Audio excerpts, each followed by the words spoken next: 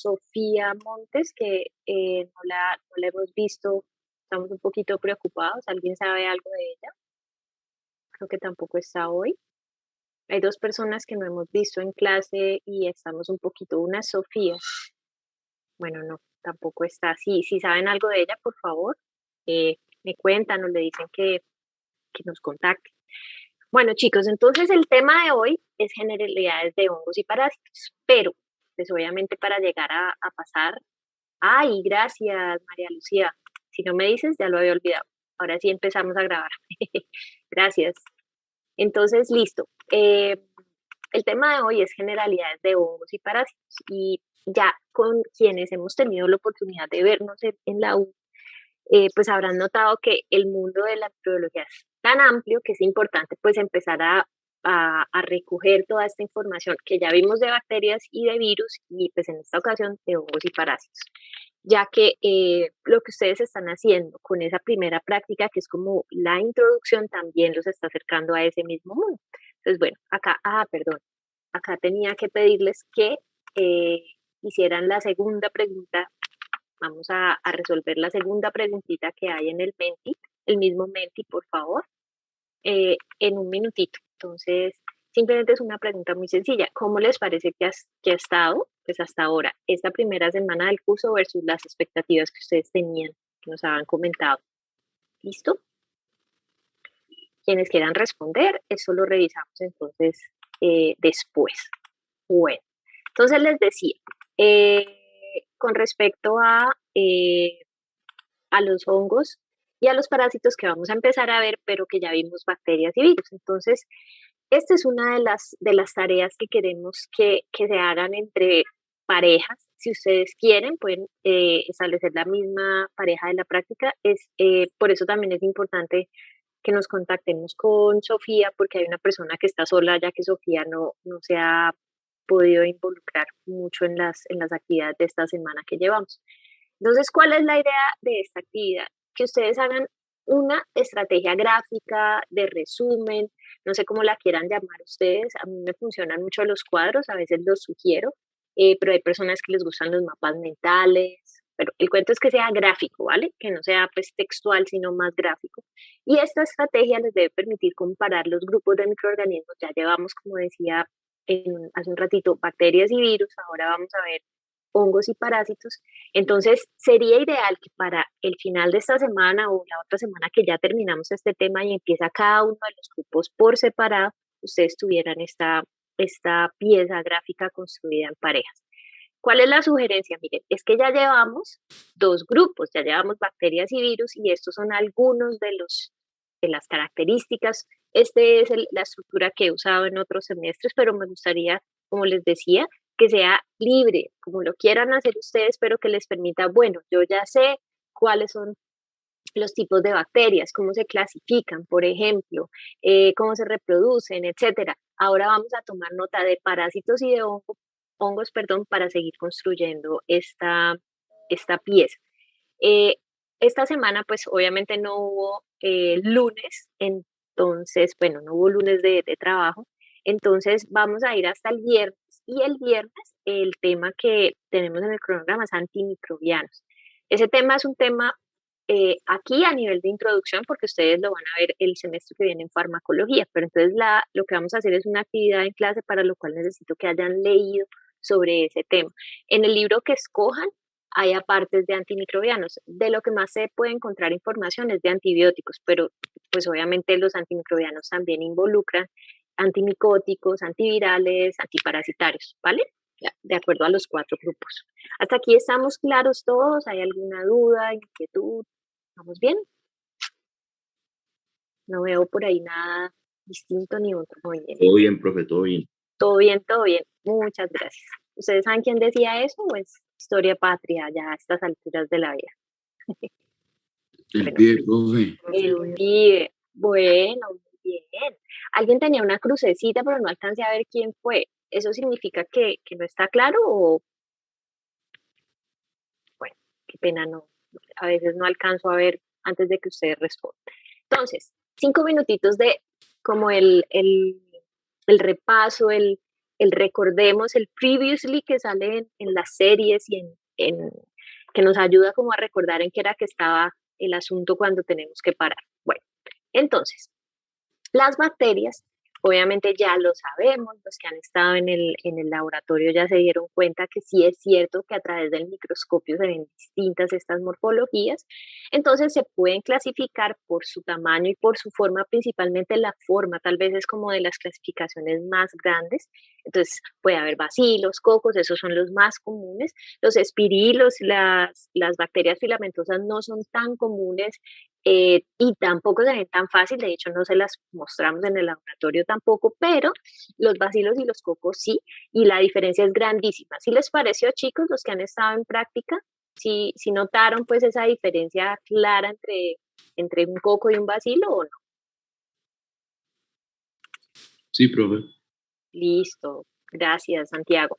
Bueno, también pueden haber diferencias en cuanto a la coloración de Gram y de hecho en la práctica también les mostramos esa diferencia. ¿A alguien no le parece que sea tan clara la diferencia? ¿O para todos hubo relativa tranquilidad en ese sentido? Bueno, no veo reacciones, entonces asumo que sí. El color del gram positivo es un color, digamos, morado y el color del gram negativo es un color rojito, y da rojo. O sea, no son iguales, mejor dicho, es claramente.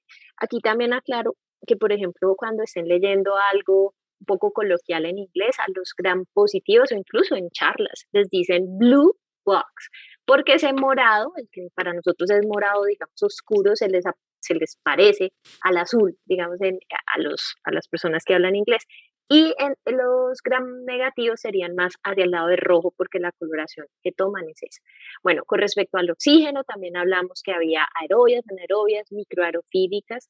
Y con respecto a otras clasificaciones, ustedes van a ver los que no han estado y los que ya pues lo vieron en el laboratorio, que la parte antigénica, o sea, como todo lo que exhibe la bacteria, le puede permitir clasificarla, por ejemplo, en serotipos, y que los genotipos o el material genético también es una de las herramientas que más se usa para clasificar en el laboratorio. También había algunos que habían escrito o me han contado que la forma de las colonias, y entonces, bueno, esa no se usa tanto como en general, digamos, pero sí para la identificación ayuda mucho. Entonces, otra de los avances que tuvimos la semana pasada fue como entender toda esta lista de estructuras de la bacteria. Quisiera que alguno me dijera algunas de estas estructuras, ¿por qué le parecen importantes? Digamos, si quiere decir como en general o alguna en especial, porque yo vi que había mucha inquietud frente a alguna de estas estructuras. ¿Alguien me quiere contar alguna de esas que le haya llamado tanto la atención? Unito nomás. Juan Manuel, te escuchamos y Sofía después. Hola, profe. Pues yo creo que una de las estructuras más características ahí puede ser la capa de lipopolisacáridos, ya Ok, que es un determinante para la tinción de Gram y saber si es un Gram positivo o un Gram negativo. ¿Y por qué lo digo? Pues porque en los Gram negativos pues se tiene la capa de peptidoglicanos, pero es mucho más delgada que las de los Gram positivos. Lo característico ahí es también esa capa de lipopolisacáridos que es característico de estos microorganismos, de estas bacterias, ya que solo ellos la tienen. Entonces, me acuerdo también que la capa está compuesta por los lipopolisacáridos y también por una capa interna, o sea, la cara interna de esa capa la membrana. de la membrana, perdón, sí, de fosfolípidos. Súper, Y ya, gracias. sí. Muchas gracias, Juan Manuel. Vale, Sofía, ¿a ti qué te generó así como esa recordación importante?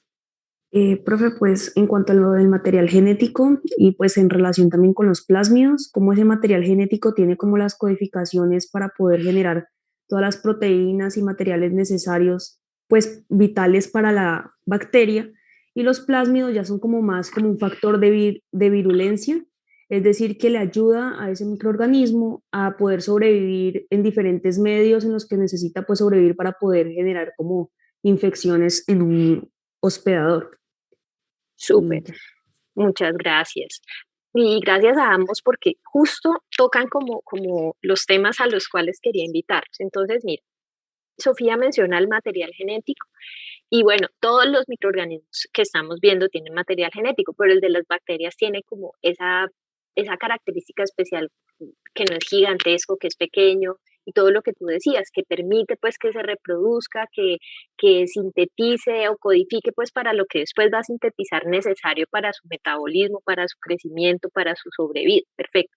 Y mencionas los plásmidos, y los plásmidos, acuérdense que son como una ñapa, como algo extra que pueden tener las bacterias y que les puede permitir codificar genes que están asociados con virulencia. Sin embargo, dentro de todo lo que ustedes están viendo ahí listado, ya hay factores de virulencia. ¿Listo?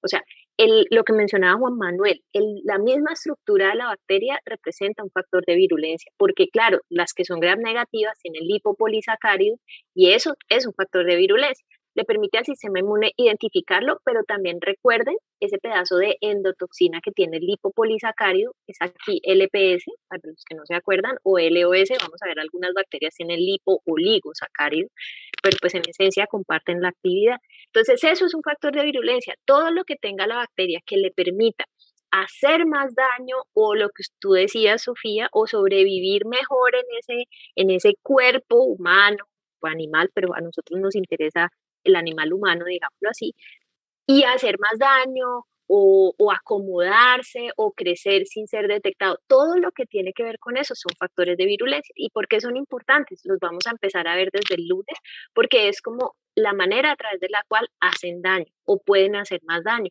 pueden generarnos signos, síntomas o los podemos detectar, como veíamos, y van a ver los que no han estado en la práctica, los podemos detectar porque estimulan el sistema inmune o porque generan algo adicional. Entonces, muy bien. Aparte, Juan Manuel, sí, el lipopolisacárido es súper importante, yo comparto esa respuesta tuya, pero una pequeñita aclaración y es que el lipopolisacárido no tiene que ver directamente con la tinción de Gram. La diferencia entre uno y otro, entre Gram positivo y Gram negativo, la da más el grosor del peptidoglicano que tú después también lo mencionaste.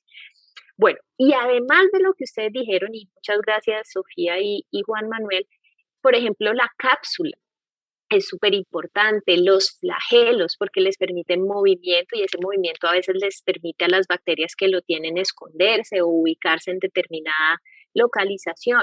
La cápsula siempre les va a ayudar a protegerse de el sistema inmune que se los quiere fagocitar. Entonces esa cápsula los ayuda, además a nosotros nos sirve para tipificarlo, sirve para vacunas, por ejemplo. Los pili y las fimbria, ustedes ya vieron la clase de genética, tienen un papel esencial en esos mecanismos, pero también en la adherencia. O sea, imagínense que no es lo mismo algo que sea liso a algo que tenga, digamos, unos pequeños pelitos. Y esos pelitos ayudan a adherirse, ayudan a generar la infección y también, pues entonces por eso se convierten en factores de virulencia. No todas las bacterias tienen todas las estructuras, o sea, que quede claro, todas tienen material genético, muchas pueden tener plásmidos, todas tienen ribosoma, todas tienen membrana plasmática, solo los negativos tienen esa membrana adicional que Juan Manuel mencionaba. La mayoría, ojo con eso, la mayoría. Hay unas pequeñas excepciones, no tienen pared o la pared tiene alguna variación. Los sistemas de secreción son principales, pues en unos en particular en gram negativos, lipopolisacáridos, lipoligosacáridos solo están en gram negativos, no todas tienen cápsula, hay bacterias tanto gram positivas como gram negativas que tienen o pueden tener cápsula y se las vamos a contar, estas bacterias tienen cápsula y les sirve para esto, esto y esto, y todas las cápsulas no son iguales. Hay bacterias que tienen flagelos, otras que no tienen flagelos. Hay algunas que tienen y usan pues sus fimbrias y pili, bueno, muchas pueden tener pilis. Y endosporas, que es algo que generó también mucha inquietud, no es algo que tengan todas las bacterias. Este es un mecanismo que usan como para sobrevivir, para, digámoslo así, todo romántico, para garantizar la especie o la perduración de esa bacteria cuando las condiciones medioambientales son adversas. Eso también lo enfatizamos en la práctica. Y esto de cuerpos de inclusión lo quise escribir aquí, aunque no muchas de las bacterias de importancia para humanos tienen cuerpos de inclusión.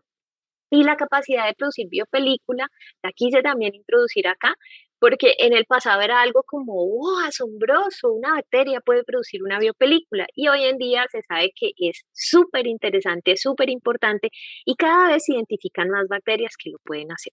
¿Alguien tiene una mediana idea de qué es eso de biopelícula? ¿O quisiera atreverse a dar una, o sea, cuando yo digo biopelícula, ¿ustedes qué piensan? Juan Manuel. Profe, yo tenía entendido que era una sustancia que se encargaba de cubrir colonias de bacterias, es la composición de varias colonias de bacterias que lanzan una molécula en específica para coordinarse y generar como una protección entre ellas. Lo tienes súper claro, Juan Manuel. Estás volando, como dicen. Muy bien. Entonces, chicos, este es el repasito así por encima de las bacterias. Muchas gracias, Juan Manuel. Y esta imagen se las había compartido esa vez pasada corriendo, como invitándolos a pensar que esto no es solo el muñequito que uno dibuja, que entre otras cosas es encantador porque les ayuda pues a ustedes a entender, sino que en la vida real esto es pues una imagen real. Ustedes pueden observar, ustedes pueden observar esas diferencias grandototas del tamaño, digamos, de la pared de peptidoglicano entre un gram positivo y un gram negativo. Ivonne, te escuchamos, perdón. Sí, profe, qué pena. ¿Todas las Tranquila. bacterias pueden hacer biopelícula o solo algunas? Hasta ahora solo se sabe de algunas, pero lo que les decía es que cada vez son más. Te pongo un ejemplo. En el mundo de las micobacterias se decía que solo Mycobacterium tuberculosis hacía biopelícula. Bueno, y de hecho ni le llamaban biopelícula. Y después empezó a ver que otras bacterias dentro de ese grupo de micobacterias también hacían biopelícula, ¿vale? Pero no es exclusivo de todos, pero no me extrañaría que con el tiempo descubramos que como que empieza a volverse popular esta estrategia. Bueno. Listo, gracias, profe. No, con gusto. Entonces acá de nuevo el recorderis de esta pared gruesa de gram positivo, una pared de peptidoglicano en gram positivo, es una pared un poco más delgada, pero un espacio periplásmico que alguno de ustedes había hecho como el énfasis en qué se ubica allí, y esa membrana externa que les da pues toda esa posibilidad de ser el sitio de anclaje para otras proteínas, incluido también el lipopolisacárido. Y algo súper importante que ese día se los dije, pero de pronto no me escucharon todos y por eso lo traigo otra vez a colación, y es que aquí les dejo un videito en el que les refuerzan toda esa explicación de cómo se sintetiza el peptidoglicano. Ustedes me pueden decir, pero eso es un mundo de pasos, qué pereza. Bueno, los puedo entender, pero es esencial que lo sepa y sobre todo para la clase del viernes, ¿vale? Porque cuando empezamos a hablar de ese grupo de antibióticos que se llaman beta-lactámicos, entonces adivinen, se llaman beta-lactámicos porque tienen que ver con un anillo, que tiene que ver con la destrucción de esta estructura. Entonces es importante que ustedes recuerden que es una síntesis que tiene unos pasos, y esos pasos son oportunidades para que nosotros los humanos intervengamos esa síntesis tan importante para la bacteria y podamos entonces tratar de o inhibir su crecimiento o destruirlas. Entonces, las estructuras pues importantes del peptidoglicano son el ácido N-acetilmurámico y la N-acetilglucosamina, que se unen de una manera especial, que forman unas cadenitas, pero a su vez esas cadenas se entrelazan, y eso es lo que hace que se llame pared. Me explico de otra manera, no son solo ladrillitos, sino que se arman de una forma tan inteligente que da rigidez y estructura. Alejandro, te escucho. Yo tengo una pregunta, pues es más con relación a lo que dijimos ahorita como las principales características. Los dispositivos de secreción, el 1, el 2, el 3, el 4 y el 5, ¿son exclusivos de la gram negativa o hay gram positivos que también lo pueden tener? Los gram positivos, tienen otros mecanismos, pero el 1 al 5 que tú estás mencionando son de gram negativos. Listo, profe, gracias. Bueno, entonces chicos, el lipopolisacárido, otra vez, mucho gusto, y recordar que tiene 3 estructuras, ¿vale? Y la que varía más es esta cadena lateral O, y cuando estemos en gram negativos, ustedes van a ver que hay bacterias que se clasifican como O tal cosa, O tal otra, no de O, sino la letra O, porque tiene que ver con esa variación que les identifica dentro de ciertos grupos y les permite separarse. El core, pues core es como corazón, como estructura central, y la parte de la endotoxina como tal, que es este lípido A que ustedes están viendo en este extremo. Bueno, y lo de biopelículas, me parece que Juan Manuel lo explicó muy bien, o sea, es como una comunidad de bacterias que se cubre o que genera una sustancia que puede ser como, ¿cómo decirlo? Como pegajosita, digamos así. Pero entonces no es solo, ay, listo, la generó ya, no, la genera para protegerse, es una matriz extracelular en realidad, la genera para protegerse, la genera para crecer más, para generar como ese espacio seguro y después cualquiera de esas colonias, células bacterianas que de hecho pueden ser bacterianas y de otro tipo, que hace parte de esa comunidad se puede liberar y empezar a hacer como su nueva comunidad en otro lado. ¿Por qué puede ser importante esto en medicina? ¿Quién pensaría en una respuesta frente a eso? ¿Qué les parece? ¿Por qué puede ser importante que un microorganismo haga biopelícula? ¿No? ¿Una opción? Juan Esteban. Porque genera algún tipo de resistencia, profe. Entonces, pues ahí ya hablamos de resistencia a los medicamentos. Sí, aunque este no es un mecanismo de resistencia, lo vamos a ver la clase que viene. Yo creo que lo que tal vez aproxima más esa palabra de resistencia es en el sentido de protección, de blindaje, tal vez, Juan Esteban, lo dices en esa dimensión, como de hacer a un lado. Sí, profe, como que los aísla más de los medicamentos. Los protege. Claro, absolutamente cierto. ¿Y alguien sabe de algún ejemplo de biopelícula así que no se nos ocurra ya en este momento? Juan Manuel. La placa dental. Exactamente, la placa dental. Y también a veces encontramos, ustedes no sé si han visto que en algunas fuentes de agua naturales o hasta en la casa, uno ve como una película viscosita en algunas superficies. Eso pueden ser comunidades microbianas que se están conformando con esa matriz extracelular que hacen una biopelícula. Muy bien. Bueno, chicos, entonces, este es un cuadrito que les dejé, de hecho, ustedes ya tienen las diapositivas de resumen de todas estas estructuras, digamos, de qué están compuestas y si son comunes o no en bacterias gram negativas, en gram positivas, bueno, o por qué en algunas que son especiales, pues porque no son ni gram positivas ni gram negativas. ¿Listo?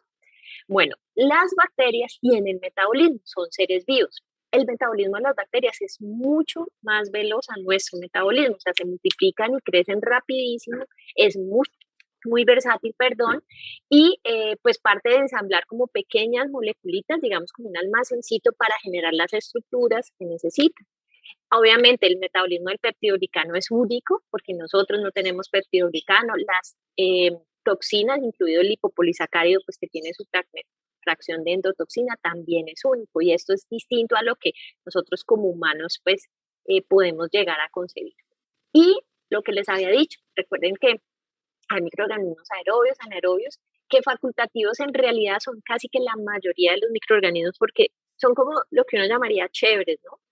Puedo crecer en oxígeno, puedo crecer si no hay tanto oxígeno, pero hay unos que sí son estrictos, que son a los que mata el oxígeno o la falta de oxígeno en cualquiera de los dos extremos.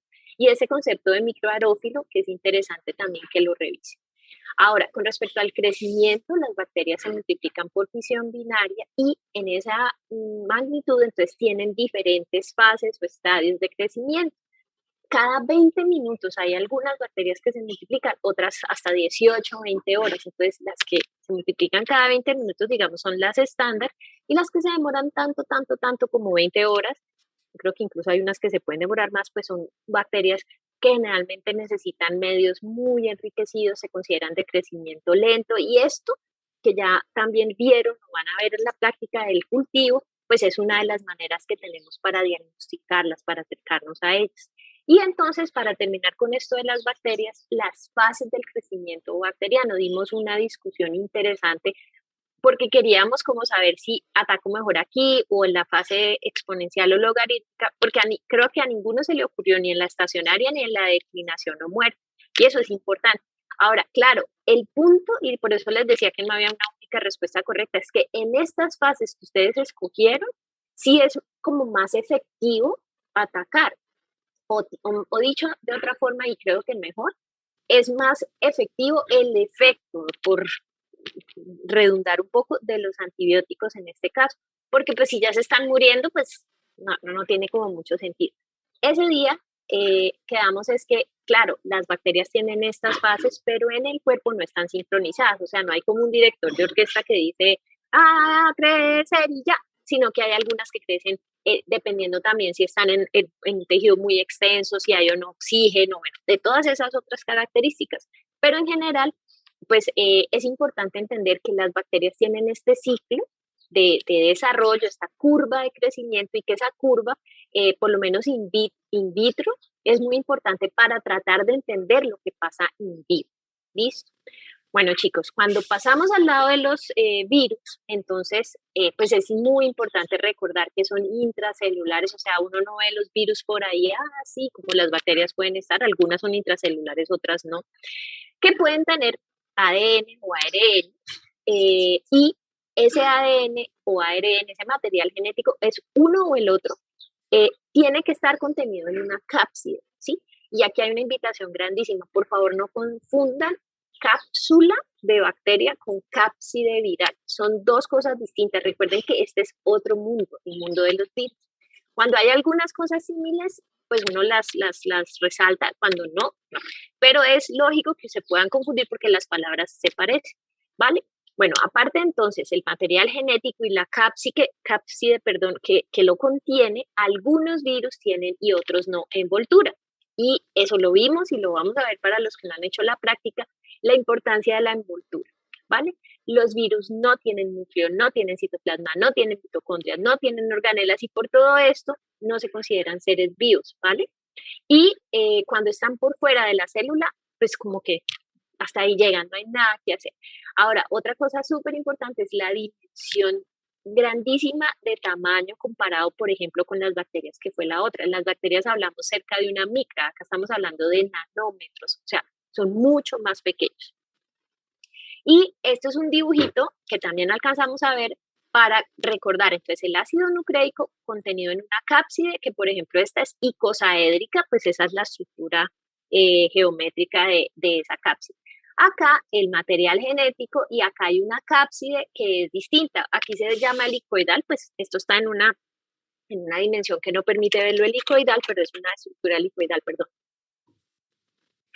Y luego tenemos otra vez una cápside icosaédrica, acá se alcanza a ver, pero esta tiene envoltura y este también. Entonces aquí aparece una nueva estructura, que tengan la envoltura o no, adicional a la cápside. Entonces esto permite recordar que se pueden clasificar por genoma, por tipo de cápside o por envoltura.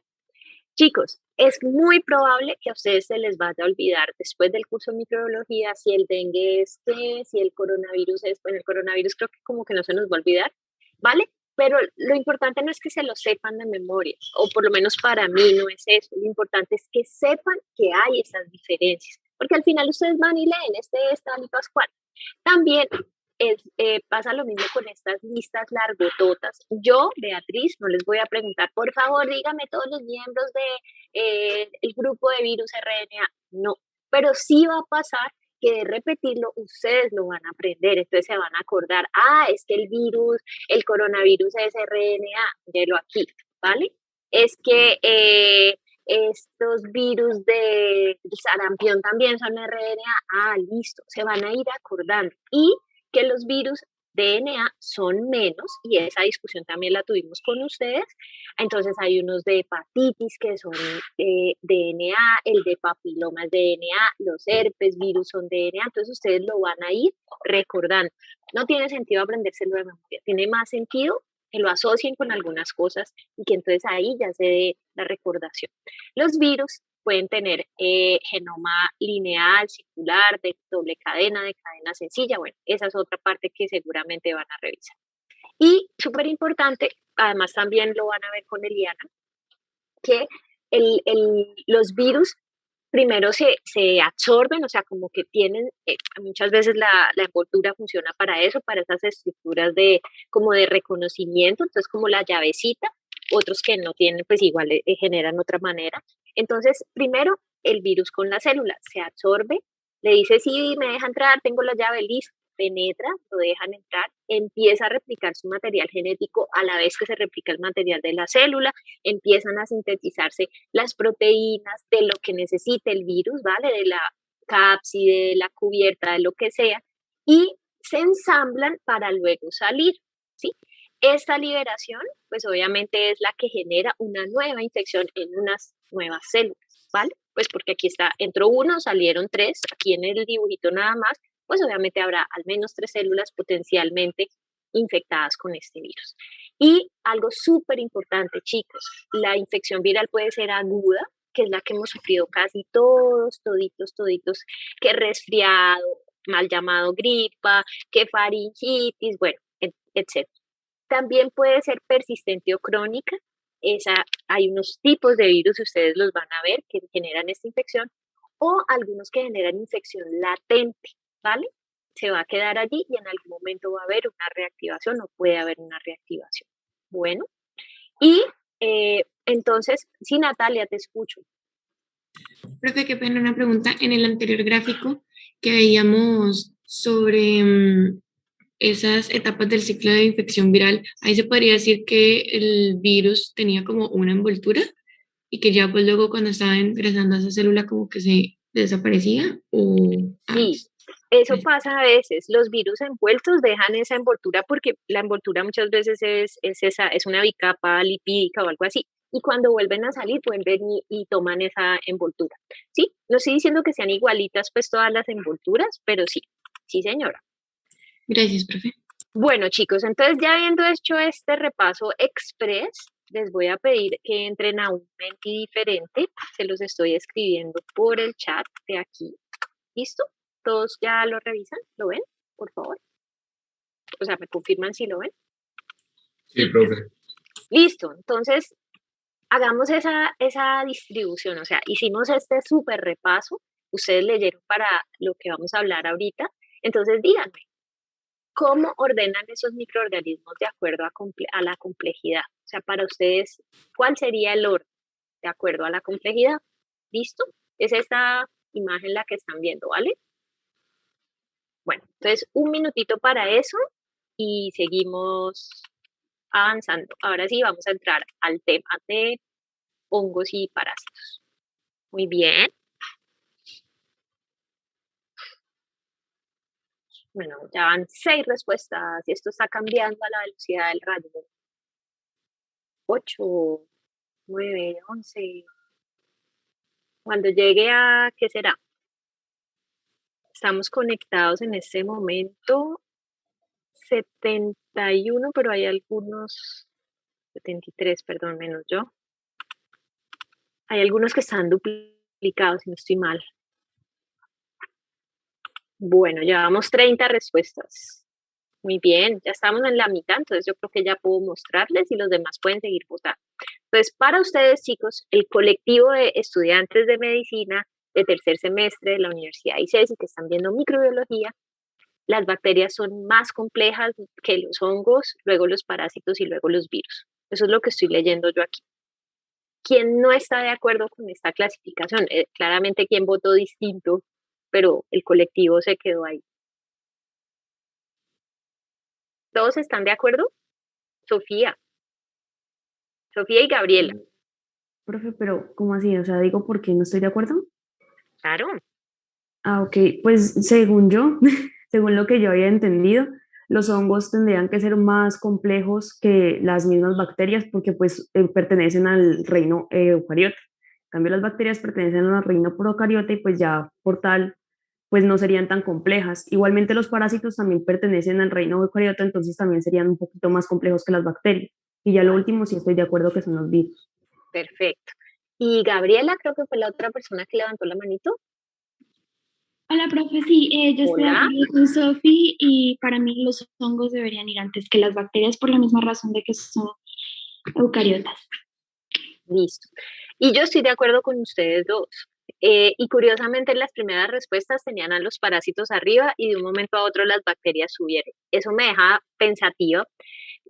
No sé si alguien que haya puesto bacterias quiera compartirnos su opinión, a ver si negociamos esa respuesta, porque no sabría qué más decirles. ¿Alguien que quiera decir algo? Bueno, no sé de pronto en qué momento se generó la confusión, pero estoy de acuerdo con lo que han expuesto sus compañeras. No solo porque sean eucariotas, pero el hecho de ser eucariotas viene con una serie de complejidades. Empecemos porque tienen más estructuras, los mecanismos, los metabolismos son más complejos, digamos que pueden grandes los requisitos que tengan para crecer. Las bacterias son más sencillas y los virus, pues ni hablar, los virus secuestran la célula, usan todo lo de la célula. Entonces, bueno, para todos los invito a pensar. Al final de esta sesión podemos volver a revisar si siguen pensando lo mismo y pues lo discutimos más adelante. Bueno, entonces, cuando a uno le dicen hongo, no sé, he recogido como estas imágenes de lo primero que se viene a la cabeza de muchas personas. El honguito en el pie, porque en muchas familias ha pasado esto, o porque nos bombardean con publicidad para la onicomicosis, o bueno, la razón que sea. Champiñones, porque pues, no sé, puede que no le gusten a algunos de ustedes, pero seguramente los han visto, o la mayoría de ustedes los ha visto. Y estos de la mitad, porque tan simple como que uno sale a cualquier parque en este momento en Cali y se encuentra esos honguitos. Ah, ¿por qué? Porque hay humedad, porque el clima ha cambiado un poquitico, veníamos de un verano bastante intenso y empezó a llover y esos cambios generan, pero también a veces simplemente están, porque es que los hongos son más comunes, ayer lo hablábamos en la práctica, que incluso las bacterias que consideramos tan comunes porque hacen parte de nosotros mismos. Los hongos tienen la capacidad de degradar materia orgánica y la materia orgánica está por doquier. Entonces, vamos a encontrar hongos por donde sea, así no los veamos. Ayer estábamos trabajando con unas cajas de Petri y alguna persona la tenía abierta y yo, no, ciérrala, porque es que le va a caer una espora de hongo y te va a dañar el cultivo. Los hongos están en muchos ambientes, casi que en todos los ambientes creo yo que están. ¿Cuándo se vuelven importantes para nosotros como profesionales de la salud? Se vuelven importantes cuando los pacientes tienen algún grado de inmunosupresión, cuando están hospitalizados, o porque se volvieron ahorita con el coronavirus importantes los hongos, por la misma razón. Porque entonces hubo un grupo de hongos que le pusieron el hongo negro, pero son varios en realidad, que generaron problemas, creo que en particular en la India la situación ha sido muy delicada. Entonces, el coronavirus está asociado también a un hongo, pero es la condición de inmunosupresión lo que induce el virus, más el manejo que se da con ciertos medicamentos para poder sacar al paciente de toda esta tormenta que se viene cuando hay una infección severa por el SARS-CoV-2, el hecho de estar hospitalizados y demás, lo que hizo que aparecieran estos problemas por hongos. Ahora, no hay hongos que no sean patógenos para nosotros. Los hongos de importancia humana, todos tienen potencial patógeno. No es como casualmente, no. Aprovecharon la oportunidad, nos invadieron y nos van a generar problemas. Ahora, ¿cuáles son los principales hongos entonces de importancia? Pues esa importancia la podemos clasificar de acuerdo a la mortalidad y resulta que estos honguitos que ven ustedes en esta lista generan cierto número de casos y mortalidad en algunas poblaciones. Normalmente esta es una población pues de Estados Unidos, que es donde tal vez tienen mejores registros, y además la edición de nuestro libro es también americana, entonces pues tenemos más acceso a eso. Pero si alguna vez van a estar como revisando esta información aquí localmente, se van a dar cuenta que dentro del mundo de los hongos, no estoy diciendo que esto sea las causas de muerte por encima de otros microorganismos, pero dentro del mundo de hongos, un hongo que se llama cándida, es de hecho una levadura, es importante. Cryptococcus aspergillus ha ganado muchísimo terreno y bueno, así sucesivamente vienen los otros. Y miren que aquí aparecen los agentes de mucormicosis. El problema que se volvió famoso hace poquito con coronavirus era por mucormicosis, ¿vale? Entonces, Estos hongos llegan a ser muy importantes cuando las condiciones de nuestros pacientes permiten esa infección y dan paso pues a que genere eso. Ahorita estaban hablando de reino, pues una pequeña correccioncita, el reino es hongos, son eucariotas, el reino es hongo, hay reino animal y bueno. Y la taxonomía claramente excede, digamos, lo que queremos que ustedes aprendan para este curso. Si lo quieren aprender, pues bienvenidos, pero no es algo que yo sienta y muchas personas nos sentimos, pues que un médico necesite saberse perfectamente la taxonomía de los hongos. Si ustedes más adelante van a ser infectólogos o microbiólogos, pues seguramente sí. En este momento, como estudiantes de medicina que van a ser médicos generales, es importante que entiendan las dimensiones más grandes. Y esa es que pertenecen al reino de los hongos y que se clasifican de acuerdo a la morfología. Y mire, las bacterias también se clasificaban por la morfología, los virus de alguna manera igual. Acá por la producción de esporas. Y segundo paréntesis, así como les decía que la cápside de los virus no es igual a la cápsula de las bacterias, las esporas de los hongos no son iguales a las esporas de las bacterias. Claramente son dos microorganismos distintos y la función de las esporas acá es como mucho más generosa, ¿vale? Los hongos necesitan las esporas para reproducirse, para transmitirse. Las bacterias usan las que tienen la capacidad, porque no todas las bacterias, recuerden, producen esporas, las usan como un mecanismo de supervivencia para garantizar que cuando las condiciones ambientales vuelvan a ser favorables, va a germinar y va a volver a salir una bacteria, digamos, activa, una célula vegetativa de esas esporas. ¿Listo? Acá las esporas son mucho más comunes, están en los hongos como un mecanismo de transmisión, de reproducción, o sea, hacen parte incluso estructural de la mayoría de los hongos. Bueno, también los podemos clasificar por una estructura ya mucho más profunda, por sus características bioquímicas. Acá de nuevo hay una clasificación molecular que es importante. Los hongos pueden ser uni o pluricelulares. Y ya habíamos hablado que las bacterias son ¿cómo? ¿Son qué? ¿Quién se acuerda? ¿Cierto que son pluricelulares? ¡Ja! Se me durmieron. Sofía. Profe, pues son unicelulares, ¿no? Claro, Sofía. Claro que sí.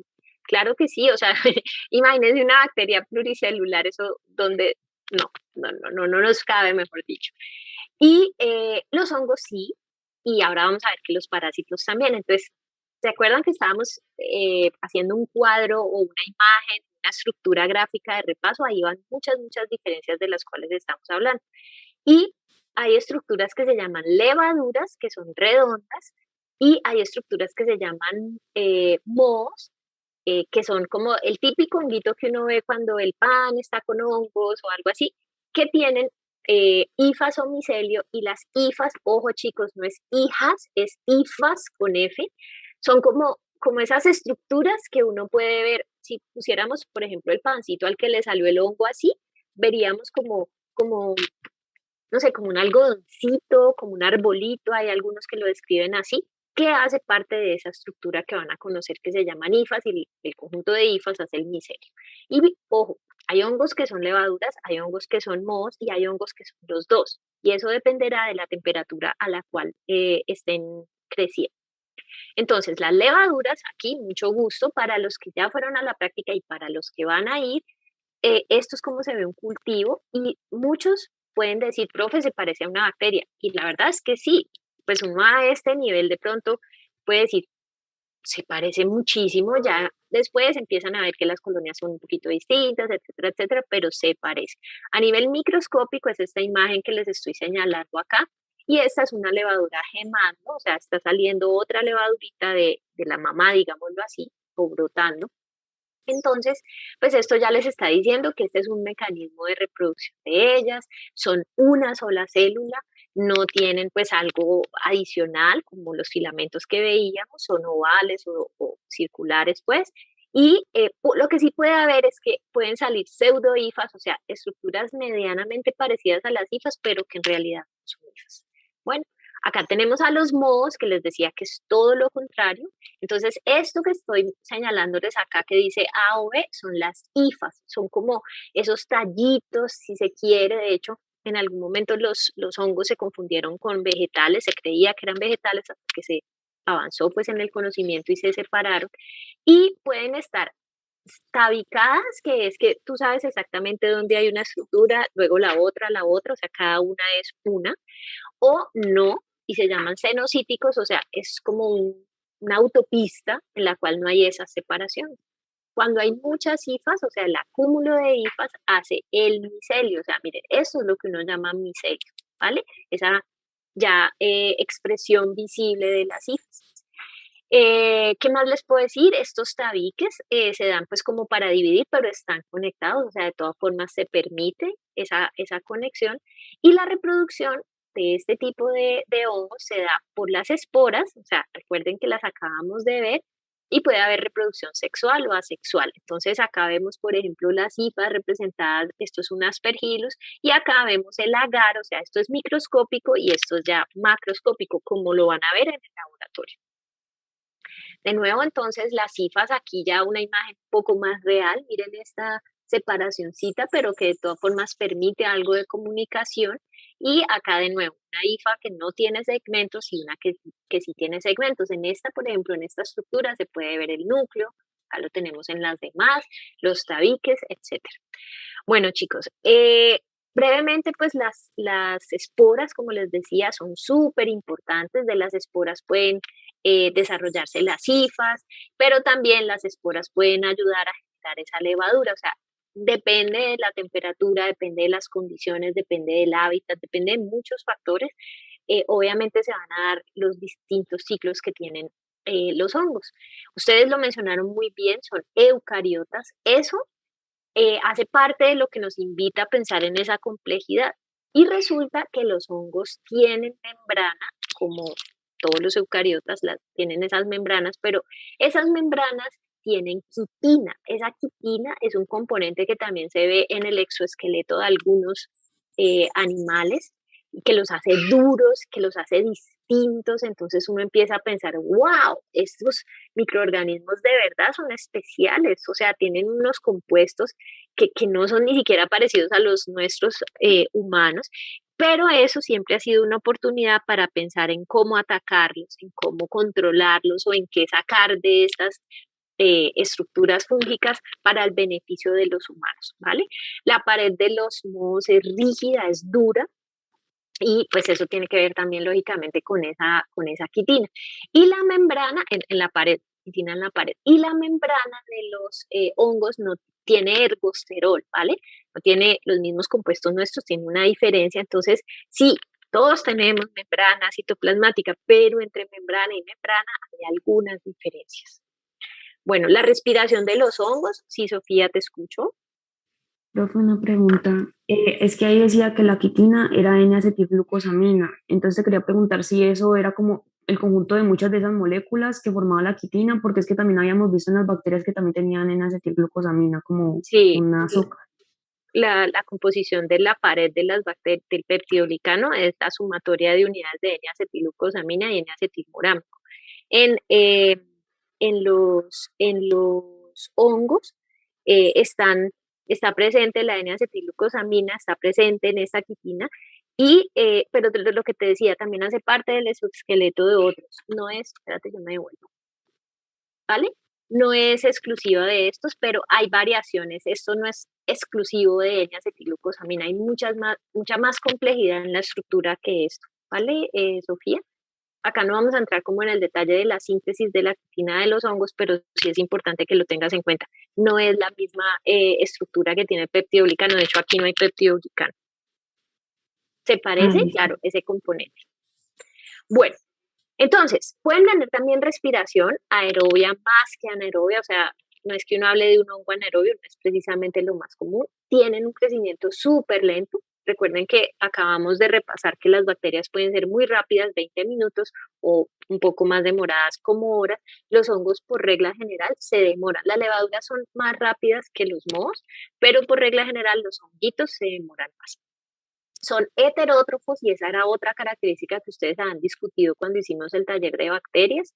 En este caso, ellos son felices comiendo nutrientes orgánicos que haya, y por eso es que crecen en todo lado, porque pues estamos llenos de materia orgánica en el ambiente, en la naturaleza en general.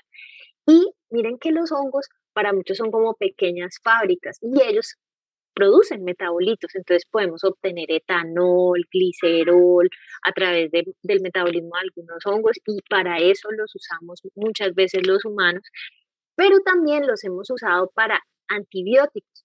Y yo quisiera que ustedes para prepararse para la clase del viernes revisen o lean un poquito de esa historia de cómo, por ejemplo, se descubrió el primer antibiótico, ¿vale? Porque es que acuérdense que los hongos están en la naturaleza, las bacterias pueden estar también en la naturaleza, entonces de ahí se ha derivado mucha de la generación de sustancias, de hecho ya conocidos antibióticos o con potencial de efecto sobre otros microorganismos. La reproducción de los hongos puede ser sexual o asexual. Y aquí también hay diferencias con respecto a lo otro que ya veníamos hablando de bacterias y de virus. La diferencia entre uno u otro, pues obviamente ustedes ya saben, han visto biología celular.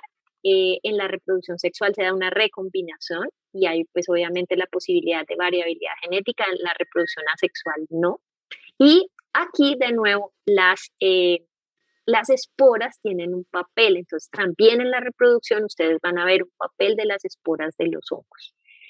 Acá, esto de las esporas, ¿qué? Bueno, esporas, conidios, acá ven distintas estructuras y miren que este, por ejemplo, se llama esporangióforo y no sé si se les parezca como al tallito de una flor y las esporangiosporas son las, digamos, los petalitos o las estructuras externas que están allí que se forman dentro de un saquito de esporas.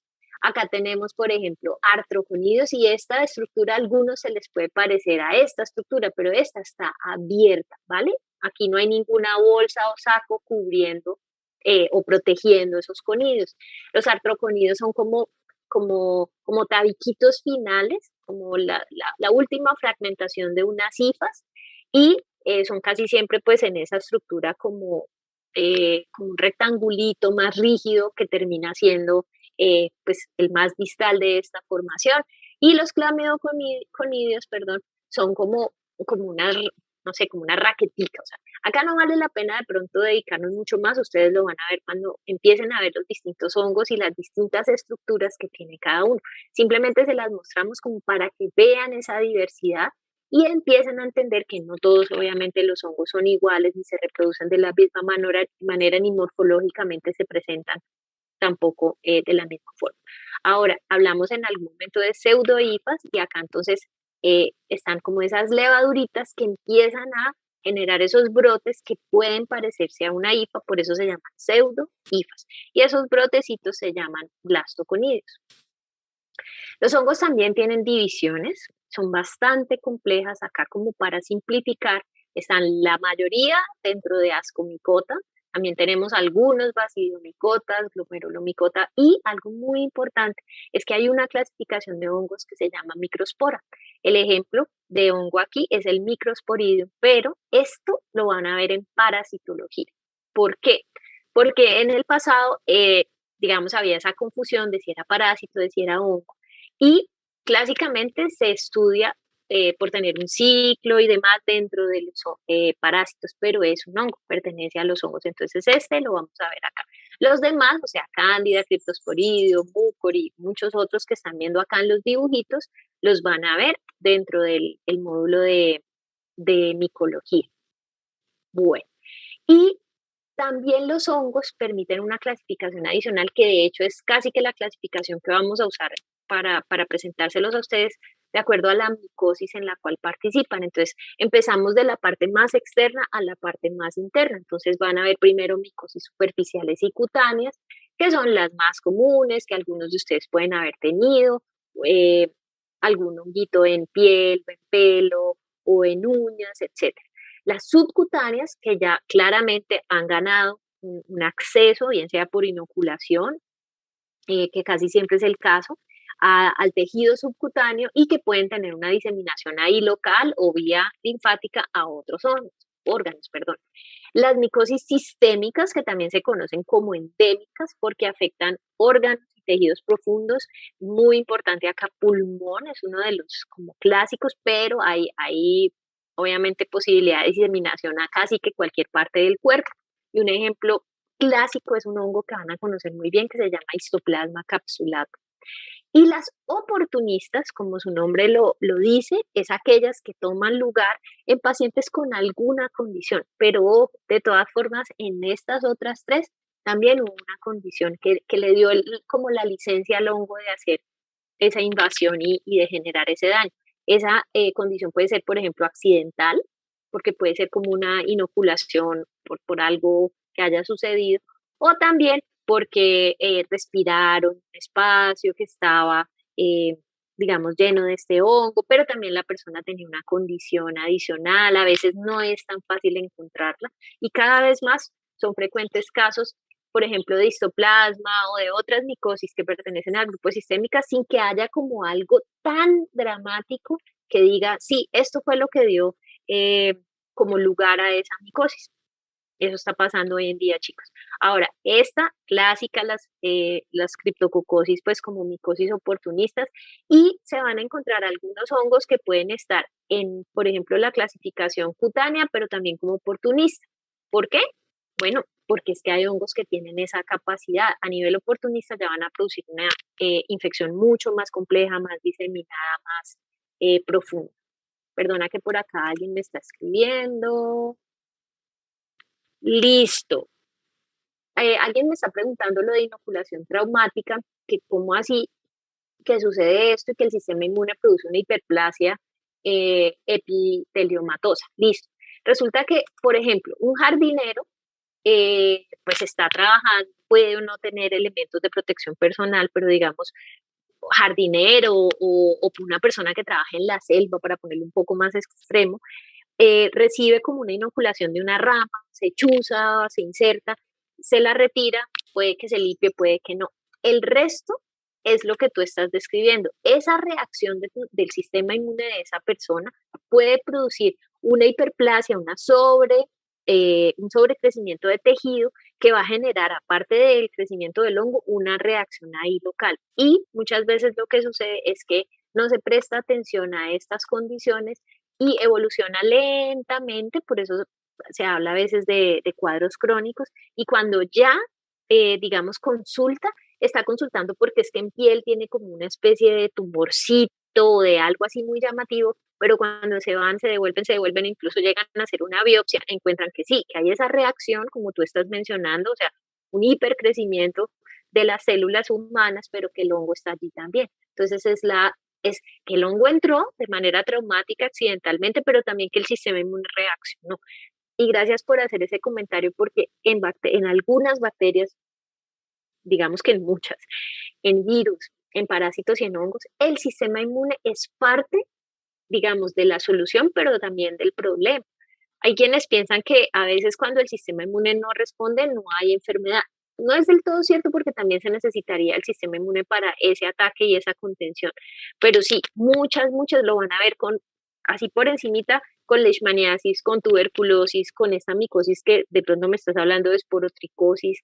El sistema inmune hace parte del problema, esa sobrereacción hace parte de lo que yo estoy viendo allí y de pronto de la causa de consulta del paciente, pero si no se hubiese dado así, tal vez el hongo habría ganado un territorio mucho más rápido y habría producido una enfermedad más compleja.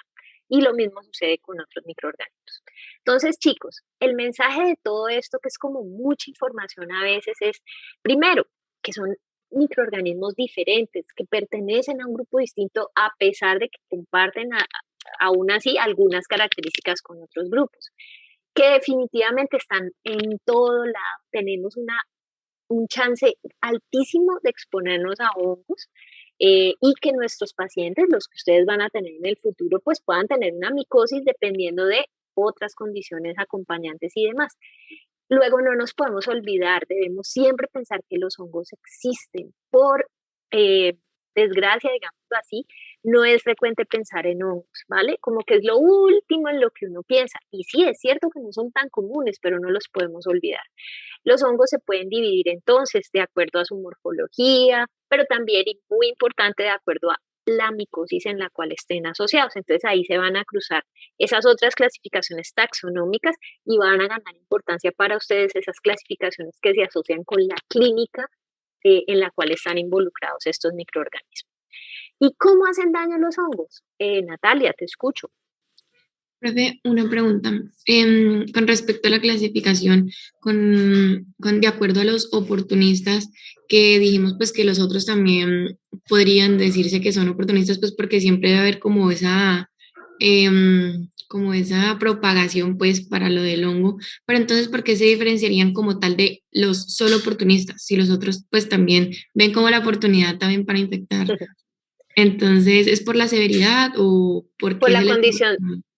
condición del paciente, tal vez, Natalia. O sea, para que no se genere una confusión más grande, digamos que acá no son solo oportunistas, sino que nosotros permitimos algo, ¿vale? Por ejemplo, acá hubo un accidente, un trauma, acá hubo una inhalación o algo adicional, un pulmoncito dañado, mientras que acá estamos hablando, por ejemplo, de un paciente inmunosuprimido, o sea, ya la magnitud es mucho más grande. Tal vez esa puede ser una clasificación, o sea, acá está declarado el estado inmunosupresivo del paciente o digamos, la condición de base del paciente y en estos puede que no. Ahora, quiero aclarar, ya que se generó esa confusión con tu comentario, que te agradezco, y es que, por ejemplo, al que le da una onicomicosis, uno no dice, ay, pues le dio una micosis oportunista, no, solo que, claro, ¿qué pasó allí? Bueno, se habla mucho que hay una predisposición por edad, porque el sistema inmune no funciona bien o porque de pronto, no sé, es clásico pensar que hay contacto, por ejemplo, con mascotas, entonces al estar en contacto con mascota, pues la persona puede tener esa micosis porque el honguito está en la mascota.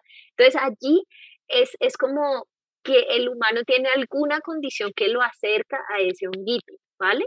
Pero no se habla de oportunismo. Claro, el hongo aprovechó la oportunidad, digámoslo así, se pasó del perro al humano y el humano no tuvo como la precaución de un buen aseo, digamos, o duerme con el perrito, entonces se dio esa condición, pero no se habla de oportunismo, se habla de oportunismo cuando el sistema inmune de ese humano no puede contener esa infección o cuando hay otras circunstancias, por ejemplo, como un uso sistémico masivo de antibióticos o de inmunosupresores, por ejemplo, los esteroides, y eso permite que el hongo haga su proceso. Ese hongo negro del que estamos hablando con COVID es una micosis oportunista. Está ganando acceso gracias a otra condición que es la que está permitiendo esa entrada inicial. No sé si eso te da un poquito más de claridad, como el estatus de inmunocompetencia de la persona es el que puede clasificar más en oportunista o no. En este caso sería de inmunosupresión el que clasificaría más la micosis como oportunista. ¿Sí te aclara Sí, un poco, Natalia? sí, profe, muchísimas gracias. Bueno, tranquila. Entonces, chicos, acá un hongo puede desarrollar resistencia a un antimicótico, así como las bacterias a los hongos. Súper buena tu pregunta y sí, sí se puede desarrollar resistencia. Gracias por hacer esa pregunta. Todos los microorganismos tienen la capacidad de desarrollar resistencia.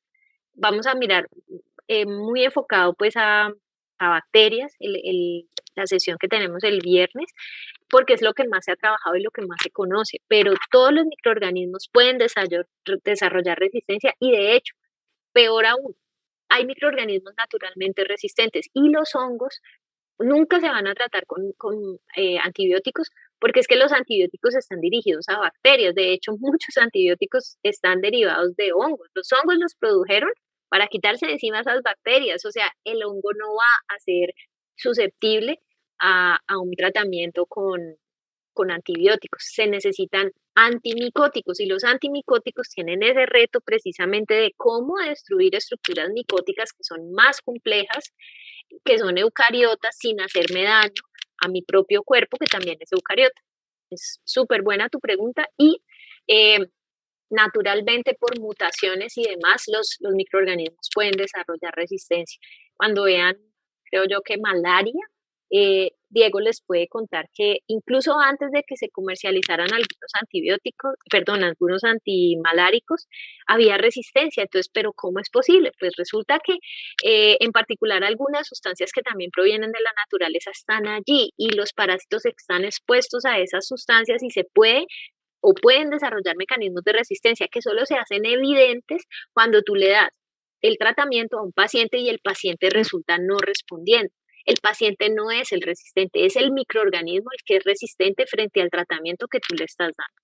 Entonces, eso es muy cierto. Bueno, chicos, entonces les decía que ese daño que estamos hablando que pueden producir, en este caso los hongos, es como un misterio. ¿Por qué? Por lo mismo que les he contado, los honguitos son los más comunes y han sido los menos atendidos, digámoslo así. No se conoce mucho de la patogénesis, se está empezando a conocer. El hecho de que la persona sea inmunocompetente, como le estaba respondiendo a Natalia o no, determina esa clasificación, pero también los factores de virulencia que exhiban estos microorganismos y entonces los hongos también pueden producir sustancias, pueden secretar proteínas, tienen sus antígenos. Entonces, allí también eso juega un papel. Lo otro es que, por ejemplo, si estamos hablando de un hongo que se inhale, entonces el hecho de que se pueda o no inhalar hace parte del daño. O sea, entrar a un sitio donde haya estas esporas, que se colonice, que invada, que haya diseminación. Y en todas estas etapas está el sistema inmune de nosotros jugando un papel muy importante. Bueno, las esporas son ubicuas, ya habíamos hablado varias veces de eso. Entonces, primero se da una adherencia y se da una colonización que puede ser pues en tracto respiratorio superior si estamos hablando de vía inhalatoria, puede haber también colonización de mucosas, tracto gastrointestinal. Cuando vemos, los que ya vieron o vamos a ver lo de microbiota, los honguitos también hacen parte de la microbiota. ¿Vale? De hecho hay micobiota, o sea, solo la que está compuesta pues por hongos cuando queremos estudiar solo eso. Y en ese proceso como inicial de contacto de los hongos con las células humanas, hay proteínas que juegan ese papel, así como cuando los virus van a entrar necesitan como esa llave y como las bacterias también tienen algunas de esas estructuras, en los hongos funciona igual.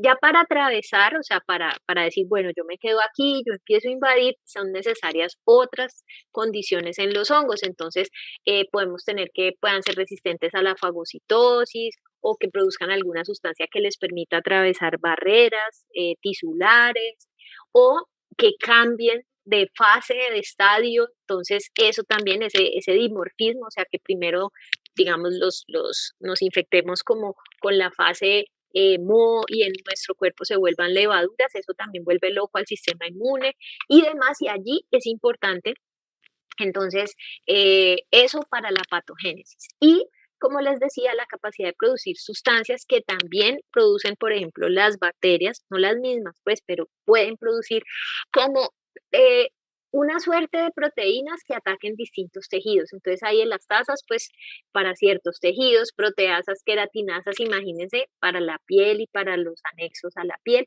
Algunos producen toxinas y entonces todo eso puede generar que el sistema inmune interactúe favorable o la mayoría de las veces desfavorablemente porque genera signos, síntomas, porque puede atacar al microorganismo, pero también porque va a generar ese ataque un efecto sobre el cuerpo de la persona. Entonces, en resumen, los hongos tienen, aunque muy poco conocidos, tienen distintas maneras o factores de virulencia de hacernos daño, pero es súper esencial lo que hemos hablado, el estatus del sistema inmune, las micosis, en particular algunas que ya vimos, están mediadas a la vez que el sistema inmune está o no inmunocompetente o inmunocomprometido.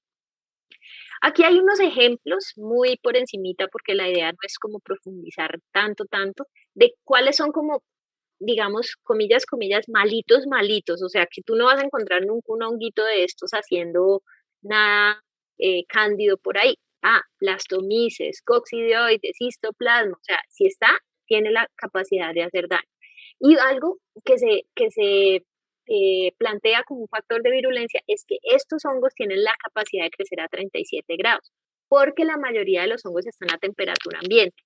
¿Cuál puede ser esa temperatura ambiente para ustedes? ¿Cuál es una temperatura ambiente que ustedes consideren tenemos, por ejemplo, acá en Cali o en Colombia? Pues para que no sea solo Cali, me vayan a decir, ¿quién quiere decir una temperatura que creen que es temperatura ambiente en Cali? 26 grados. Eso, Luis Felipe, sí, exacto. Esa temperatura 26, 27, 25, esa temperatura pues es como la estándar, ¿cierto? Entonces, pues hay hongos a esa temperatura normal. Esa temperatura es a la que cultivamos los hongos en el laboratorio. Los que estaban ayer en práctica se dieron cuenta que cultivamos a 37, porque las bacterias se cultivan casi siempre a 35, más o menos 2 grados, pero los hongos se cultivan a temperatura de 25, más o menos 2, digamos. El hongo que tiene la capacidad de subir, como de subir hasta esa temperatura o de crecer hasta esa temperatura, es un hongo que tiene como un factor adicional. Entonces, eso es un posible factor de virulencia. Y si cambia, si se convierte de, digamos, de las hifas a las levaduras en esa temperatura, eso también, eso se llama dimorfismo, que fue lo que les conté, y eso también es considerado un posible factor de virulencia. ¿Qué otros factores de virulencia puede haber? Lo que habíamos mencionado, su interacción con el sistema inmune. Ustedes no han visto mucho esto de TH1, TH2, pero el tipo de respuesta que estimula un microorganismo también media parte del daño y se convierte en un factor de virulencia. Algo que se llama mimetismo molecular, que es la capacidad como de, digamos, de cambiarse de ropa, de engañar al sistema inmune, podría ser también un factor de virulencia. Bueno, acá tenemos otro ejemplo para coccidioides, acá tenemos ejemplos de patógenos oportunistas y de nuevo, miren, cuando tienen esa capacidad de crecer a 37 grados, eso llama mucho la atención. Cuando pueden sobrevivir dentro de la célula. Esto no lo hemos hablado mucho, pero los virus son muy exitosos porque todos están dentro de la célula. Hay bacterias que están dentro de las células, hay hongos que están dentro de la célula, hay parásitos que están dentro de las células y el crecimiento, la capacidad de sobrevivir dentro de una célula es definitivamente un factor de virulencia. Porque dentro de la célula nosotros tenemos un mundo de bombas con las que atacamos invasores. Y si ese invasor puede sobrevivir, es un duro y eso es un factor de virulencia, ¿vale? Bueno, entonces, hola Sofía, ¿te escucho? Una pregunta es Sí, que cuando señora. estaban pues hablando de la parte del sistema inmune, cómo se puede tener como las dos vías para poder atacar a los microorganismos, la de TH1 y TH2, te quería preguntar si TH2 siempre es como ineficaz o depende del microorganismo que se esté atacando para que ésta sea ineficaz. No, depende del microorganismo. Lo que pasa es que la respuesta inmune, ustedes van a, o sea, eso es un tema, pues, es una materia completa, ¿vale? Pero la respuesta TH1 o TH2 se activa de acuerdo al tipo de estímulo y no necesariamente una es mala y otra es buena, simplemente acompañan un tipo de respuesta que puede desencadenar en algo, digamos, benéfico o perjudicial. Porque es que acuérdense que el sistema inmune sí o sí se tiene que activar. Y incluso dentro de los microorganismos hay algunas variaciones que hacen que se activen una rama o la otra y eso modifica. Si se activa una, por ejemplo, en lepra, se genera un tipo de lepra y si se activa otra, se genera otro tipo de lepra, perdón. Y el espectro clínico de una comparado con la otra es totalmente opuesto, pero finalmente es lepra. Lo que puede pasar es que sea más difícil de pronto identificar la clínica, porque digamos, si es una clínica muy moderada, no sé si me explico con moderado, o sea, si no es tan exuberante, puede ser más difícil para ti como médico identificarla. Es que tener como la sospecha muy presente y puede estar asociado con que el sistema inmune haya ido hacia esa dirección. Entonces no es que uno sea malo y otro sea bueno o que uno se active siempre y el otro no, depende del tipo de microorganismo y aún dentro de los microorganismos hay algunas variaciones que se van hacia un lado o hacia el otro. ¿Listo, Sofía? Sí, profe, gracias. Bueno, entonces, esos hongos, como habíamos hablado, pues vienen de un hábitat, entonces a veces también aquí lo que pasa es que invadimos ese hábitat, nos metemos allí o tienen que ver eso también con la ruta, con inhalación, generalmente, bueno, contacto directo es una de las rutas, inhalación es otra, inoculación traumática, ya veíamos, y hay una súper importante, y es que hay hongos que son parte de la microbiota. No muchos, bueno, depende, pero hay unos. Entonces esas son como las distintas oportunidades de interacción, perdón, que tenemos con ellos. Bueno, chicos, y habiendo hablado de hongos, nos quedan unos minutos para hablar de parásitos. No sé si alguno de ustedes se vio esta película alguna vez. No es muy vieja, Sí, creo que se profe. ganó el Oscar. Sí, pero Sí, se la vieron, Sofía, bueno. ¿Y les pareció buena o no? O sea, ¿así o malita? Si ustedes le hubieran dado entretenida, ustedes le hubieran dado el Oscar, Ana María también dice que le gustó. Sí, mira que yo estuve, no sé por qué, qué mala soy, como que me daba pereza porque no sabía si le iba a disfrutar o no, y no me pareció una mala propuesta, perturba un poco, pero pues porque cómo se les ocurre, pero bueno, ahí no les daño más no les hago spoilers si alguien se la quiere ver, pero entonces es muy curioso y lo traigo acá para introducir el tema, porque es que miren que esa palabra parásito uno la ha oído, así no haya estudiado microbiología, pues tanto así que hay una película, entonces, ¿a qué nos referimos con esto? Bueno, los invito un poco a ir de nuevo al Menti y ya prometo que esta es la última pregunta que les hago, no molesto más, para que entonces me den su respuesta, ¿vale? Ya está activo. 13 personas han respondido. Entonces Profe, esperamos. ¿es el mismo del anterior? Sí, señora, es el mismo del anterior. Yo me ¿Será que está puedes picando volverlo a la nariz. mandar, por favor? Claro que sí, que estuviéramos bravas. Ya voy.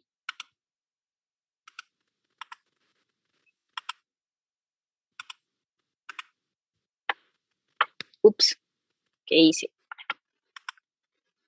Listo.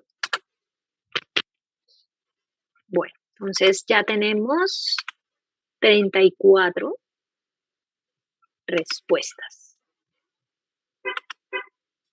Vamos a esperar un tricito más y proyecto. Tricito que puede ser, bueno, 40, casi la mitad de los que estamos hoy acá. Santiago Lazo, ese cerdito está muy chistoso en tu foto. Gracias. Ayer nos conocimos, ¿cierto? No, profe, la semana pasada. ¿Cuál otro? La semana pasada. Bueno, para los demás no se olviden de las foticos, porfa, porque es que me va a quedar difícil aprenderme los nombres sin imágenes. Yo soy más visual. Bueno, entonces vamos a ver las respuestas. Llevamos 49 respuestas y para la arrolladora mayoría los parásitos no son los únicos microorganismos parásitos. Bueno, chicos, vamos a encontrar esta respuesta, pero creo que es importante recordar que ya hemos hablado un poco de eso, ¿no? Como que este microorganismo tiene esta característica o este microorganismo tiene la otra. ¿Y qué significa eso de parasitar? ¿A qué nos referimos cuando hablamos de esa característica? ¿Alguien quiere compartirnos qué es parasitar?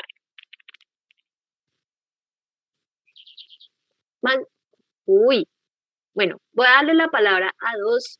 Muchas gracias, Juan Manuel y Sofía. Me gustaría escuchar primero a María Camila. Alguien más ha levantado la mano que no las he escuchado. María Camila y Ana María. Bueno, profe, pues yo tengo entendido que es como cuando un organismo se aprovecha de otro y subsiste a partir de él. Okay. Entonces, si el otro muere, este también. Ok, vale. Gracias, María Camila y Ana María. Sí, profe, pues yo también iba a decir como que su sobrevivencia pues estaba basada o pues dependía pues de otro organismo y pues también es que no solo está dependiendo del otro organismo, sino que también al otro organismo pues le trae como consecuencias negativas. Vale, tiene esa consecuencia negativa. Y entonces lo que hemos visto hasta ahora, o sea, ¿hay alguna bacteria que parasite? ¿Hay algún virus que parasite? ¿Algún hongo que parasite? ¿Qué dicen ustedes? Pues los virus vendrían siendo como parásitos, ¿no? Sí, De alguna manera. sí, claro que sí. Y de hecho algunas bacterias también y algunos hongos también. Es muy cierto, porque hacen como honor a esa definición que sus compañeros han mencionado. Entonces, ¿por qué hago esta aclaración y esta introducción? Porque ustedes pueden encontrarse textos en los que les hablan de parasitar en ese concepto, pero no están hablando de parásitos. O sea, aquí cuando hablamos de parásitos nos referimos a protozoarios, helmintos o ectoparásitos, que son los que les estoy mostrando en la imagen, ¿vale? Pero en el concepto amplio, claro que sí. Incluso para algunos, voy a decir una cosa horrible, horrible, horrible, pero para algunos nosotros los humanos hemos parasitado a los papás por años. Yo no quiero, a mí no me gusta hablar así, me parece que suena feo. Y además porque ustedes mencionaban que tiene esa connotación negativa y esa no es la realidad. O sea, nosotros nacimos de un papá y una mamá seguramente buscados, esperados, deseados, bien recibidos, cuidados y demás, pero entonces es como para entender un poco que el concepto de parasitar amplio es mucho más extenso que el grupo de parásitos que conocemos como tal. Ahora, estos que se llaman protozoarios son generalmente los pequeñitos, los microscópicos, digamos los que uno podría pensar más que hacen parte de la microbiología porque son invisibles al ojo, digamos, desnudo. Los helmintos, en algunos estadios, por ejemplo acá en esta imagen, estos son puros huevos de helmintos que no se ven a simple vista. Esta es una larva. Y algunos adultos sí son visibles, o sea, uno ve los gusanitos, ¿vale? Que son para algunos pues como muy incómodos y feitos de ver. Y los ectoparásitos, pues que pueden ser grandecitos o pequeñitos, pero que sí claramente son mucho más grandes en dimensión en estos tres grupos. Bueno, los parásitos también son eucariotas y algo que ha sido muy importante es que como que es de nuestro lado del mundo, ¿sí? O sea, como que ninguno del hemisferio norte tiene problema con parásitos, lo cual no es cierto, ¿vale? Porque sí, claro, son más comunes acá, pero hay parásitos que pueden estar allá, que no son pues como tan exclusivos de países en desarrollo, de países con climas tropicales y demás. Además, ustedes se han dado cuenta que hay algo que se llama globalización y es que antes, pues, para que algo de Estados Unidos llegara acá o de Europa, pues había una brecha y viceversa. Ahorita la globalización ha generado como un efecto gigantesco a gran escala, entonces el impacto de las parasitosis ya no es solo en Colombia, en África, en Asia, sino que también hay profesionales, hay inmigrantes, hay lo que se puedan imaginar de países que tienen problemas de parásitos que van a otros países y que se puede convertir en un problema y en un reto allá. Además, hay turismo, hay todo lo que están ahí leyendo de posibilidades de hacer ese mercado, digamos, de parásitos. Entonces, si uno se educa en otros países, le hacen importancia, incluso se llaman lo que incluye parásitos es como enfermedades tropicales y es súper llamativo y súper interesante porque no es lo común. Sin embargo, es cada vez más común de lo que pensamos. De nuevo, entonces, la clasificación es protozoarios, son protozoa, animalia, con todos los demás, y esta menófila es un único grupo de parásitos que ustedes van a ver. Aclaro que animalia incluye helmintos y ectoparásitos, protozoarios y el menófila es el de blastocystis, que ahorita lo vemos. Y de nuevo, eso es un cuadrito muy introductorio de, bueno, ¿qué parásitos hay en el mundo? ¿Cierto? Y seguro, seguro, seguro ustedes han oído alguno de estos. Fijo, han oído el paludismo también es conocido como malaria, ¿vale? Es tal vez una de las infecciones y enfermedades parasitarias más famosas, más conocidas y definitivamente la que carga como con más muertes también. Pero pues hay otra, las amebas son comunes, las yardias se han hecho más comunes, la leishmaniasis, aquí vamos a tener un laboratorio solo dedicado a eso, porque CIDEIM es el centro de investigaciones colaborador de la universidad experto en leishmaniasis, y bueno, así sucesivamente. Los que están un poquito más acá abajito del cuadrito son menos comunes en Colombia, pero pues en el resto del mundo, bueno, las cariasis y la tricuriasis sí son más comunes. En el resto del mundo hay variación, claramente hay variación frente a eso. Bueno, los parásitos entonces tienen un tamaño un poco más grande, acá lo vemos, en general, pues, obviamente hay de todo. Son estructuras mucho más complejas, son células complejas, tienen todo lo que nosotros sabemos que puede tener una célula eucariota, lo pueden tener los parásitos. También tienen la posibilidad de ser móviles porque tienen algo que se llama pseudópodos o también flagelos, cilios, o sea, empiecen a nombrar y empezamos a ver acá arriba, por ejemplo, esta imagen superior, es un parásito diferente a este que están viendo en el ladito, y estos son globulitos rojos, si se acuerdan de algo que hayan visto en histología, tal vez, entonces esto es un parásito dentro de un glóbulo rojo. Y este que se ve grande, es grande, y es un parásito que si se fijan bien está lleno de pelitos, que se llaman cilios. Por fortuna no es muy común, pero bueno. Y este que están viendo acá es un parásito bastante pequeño, ahí está ampliado, pero que necesita una coloración especial para poderse ver. Entonces, toxoplasma, malaria, debe ser un balantidium, cryptosporidium y demás, todos hacen parte de grupos distintos de parásitos. Los podemos ver como flagelados, como amebas, unos que tienen esporas, y entonces aquí me van a decir, profe, otra vez esporas. Sí, y aquí también es un concepto distinto de esporas. Se conocen también como coccidias, o tal vez se conocen más como coccidias, y tienen otra función y otra manera de relacionarse, digamos, distinta de la que vimos en bacterias y de la que vimos en hongos. ¿Listo? Bueno, los parásitos tienen también otra característica, y es que pueden infectar, digamos, solo al humano o a un huésped, pues porque aquí en este caso particular es humano, pero hay yardias solo de animales específicas. O en su ciclo de vida puede haber involucrados al menos dos personajes. Entonces acá tenemos, por ejemplo, los mosquitos, y en los mosquitos se hace un ciclo, y luego cuando el mosquito pica al humano, en el humano se desarrolla otro ciclo, y este es el ejemplo clásico de malaria. Y eso los clasifica en mono, es uno, monoxénico, o heteroxeno, pues es más de uno, más de un hospedero. El ciclo se desarrolla en más de un hospedero. Ahora, habíamos hablado de ese nombre todo raro, está menos. Allí pertenece Blastocystis, es uno de los parásitos pues como más controversiales hoy en día. Cuando vean la clase de esto se van a dar cuenta por qué, si lo trato, si no lo trato, si hay signos y síntomas o no. Y dentro de los animalia están los helmintos, que son gusanos, tienen cutícula, o sea, tienen esa capa dura que los recubre, son grandes, así tengan huevitos microscópicos. Y los artrópodos, pues que acabamos también de ver una imagen, los conocemos así sea de nombre, son multicelulares, tienen ese exoesqueleto y pueden producir enfermedad ellos o participar en el ciclo, como acabamos de ver en el ciclo de la malaria. Bueno, los helmintos, entonces a su vez, se pueden clasificar en los que son redonditos o en los que son planos. De nuevo, esto es una introducción, ustedes van a ver esto a profundidad en parasitología.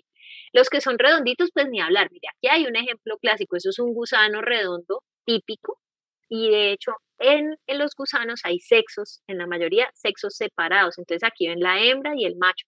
Acá hay una, pues como una particularidad, y es que la hembra es más grande que el macho en muchos de los nematos. Los que son planos, aquí lo ven abajito, miren que es como un chiclecito, o sea, es planito, no es redondo, no es circular, cilíndrico, sino planito. Y unos que se llaman cestos, que no son pues ni nematelmintos ni platelmintos, y son fragmentados, o sea, ustedes ven cada uno de los fragmentos separados, incluso ellos liberan esos fragmentos por separado, y no tienen sistema digestivo. Las estructuras, cada una de esas estructuras tiene un nombre que se llama proglótides y demás. Entonces, dentro de los platelmintos tenemos esos cestos o tenemos trematos que pueden tener forma de hoja. Esto es un ejemplo de algo que parece una hojita, pues digámoslo así, y son muchas veces hermafroditas y necesitan hospedero primario y secundario, o sea, tienen ciclos de vida mucho más complejos que algunos pues de los nematelmintos. Entonces, los helmintos se dividen en los cilíndricos o los planos, nematelmintos y platelmintos, y a su vez cada uno puede tener una división. ¿Qué es importante aquí? Entender que estos microorganismos pueden generar infección en tracto gastrointestinal, tisular, etcétera. Aunque sea más común, digamos, la parte gastrointestinal, los conocemos más a los parásitos por invadir esos tejidos, pueden generar infección en otros órganos distintos. Cuando nos ubicamos en los protozoarios, volvemos entonces a algo que es un poco más familiar, porque venimos hablando de bacterias, de virus, de los hongos, y es parásitos más pequeñitos, parásitos que también entonces tienen algunas estructuras, etcétera, que son muchos de ellos anaerobios y que tienen al menos como dos formas y una de ellas se llama quiste y aquí también aclaro, no es igual a cuando ustedes anatómicamente observan un quiste, aquí es un quiste de un parásito y esos quistes son estructuras de pared gruesa que les ayudan a sobrevivir y todo lo que tiene ese potencial de sobrevivir tiene también un potencial en transmisión, ¿vale? Bueno, los protozoarios pueden cambiar antígenos y esto es algo que hemos visto en bacterias, en hongos, aquí lo estamos viendo en protozoarios. Por eso muchas infecciones por protozoarios son mucho más complejas de manejar y de tratar que las que son por el mintos. Ejemplo clásico, malaria. Los parásitos de malaria cambian de antígeno, haz de cuenta como cambiar una camiseta, entonces el sistema inmune no necesariamente se ubica o responde de la forma como uno quisiera.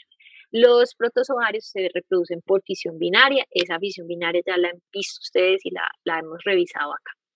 Y puede haber reproducción asexual o sexual, de hecho, volviendo a tomar como ejemplo la malaria, en malaria ustedes tienen algo que se llama gametos femeninos, gametos masculinos, y entonces pues la fusión de ellos genera la estructura complementada y esa reproducción sexual tiene implicaciones en diversidad. Por acá tengo una pregunta y es que si los parásitos que tienen cilio, ¿por qué son más graves? No necesariamente más graves, sino como más especiales, digámoslo así. Yo decía que era un parásito más grande, tal vez se confundió grande con grave, no sé si fue por eso. Ahora, la función de los cilios del parásito es un poco más de movilidad y también, digamos, a nivel de su metabolismo, pero no son iguales a los cilios de un epitelio. ¿Listo?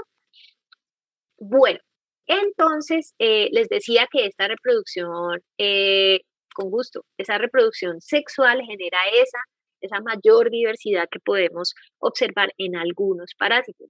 Repito, pues no es en todo. Y estos quistes aquí se los muestro en vivo y en directo, esto es una tinción, digamos. Entonces, cuando está por fuera una estructura que tiene digamos, un recubrimiento más grueso, como es el quiste, pues va a garantizar que pueda sobrevivir y que se pueda pasar a otra persona. Entonces, los quistes casi siempre son la estructura de transmisión de estos parásitos que tienen quiste. El que no tiene quiste, pues obviamente no usa esa estructura. Cuando hablamos de los helmintos, entonces ellos son animalitos, chicos, hagan de cuenta un animalito, pero en miniatura, entonces ellos tienen ingesta activa de líquidos, ellos si están en el tejido están aprovechando todo lo que hay ahí en el tejido, empiezan a almacenar, o sea, empiezan a guardar dentro de sí esa energía, la acumulan para su futuro uso, son muy prolíficos, o sea, les encanta reproducirse y eso también genera un problema. ¿Se acuerdan ese parásito que les mostré? Imagínense esto con esto reproduciéndose mucho, mucho, mucho en el intestino de una persona.